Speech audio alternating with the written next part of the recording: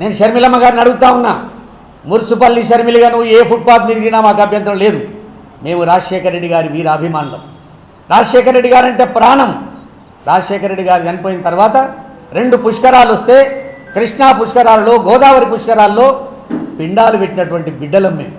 మాలాంటోళ్ళు లక్షల మంది తెలుగు ప్రజలలో ఉన్నారు. అది తెలంగాణ కావచ్చు, ఆంధ్ర కావచ్చు.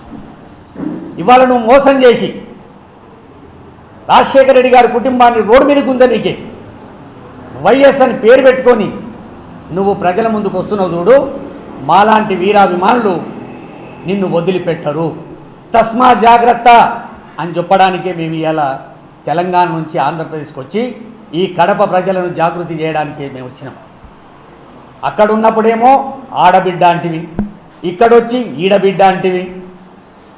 దానికో సామెతలు. రక్త సంబంధం ఉన్నటువంటి రక్షాబంధన్ కట్టవలసినటువంటి అన్నను నువ్వు రాక్షస రూపంలో ఆయనకు స్వప్నంలోకి వస్తున్నావంటే నువ్వెంత దుర్మార్గురాలో మాకు అర్థమవుతుంది.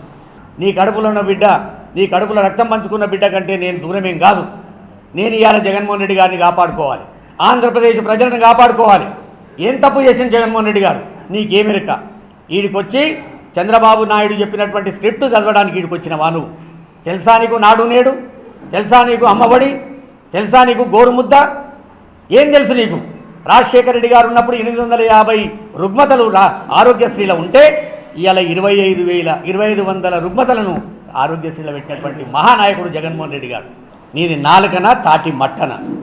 మేము అడగదలుచుకున్నాం. ఇక నిన్ను ఏ కోశాన కూడా వైఎస్ రాజశేఖర రెడ్డి గారి కూతురుగా తెలుగు ప్రజలు యాక్సెప్ట్ చేయడానికి సిద్ధంగా లేరు. నువ్వు మున్సిపల్లి షర్మిలవు, నువ్వు మున్సిపల్ బ్రదర్ అనిల్ కుమార్ భార్యవు. ఎంత దుర్మార్గమైన పరిస్థితి అంటే అసలు నీకు ఏం కావాలో చెప్పు? రాజ్యసభ మెంబర్ కావాలన్నా, ఆస్తులల్లో వాటా కావాలన్నా? నీకు ఒక అహంకారివి నువ్వు.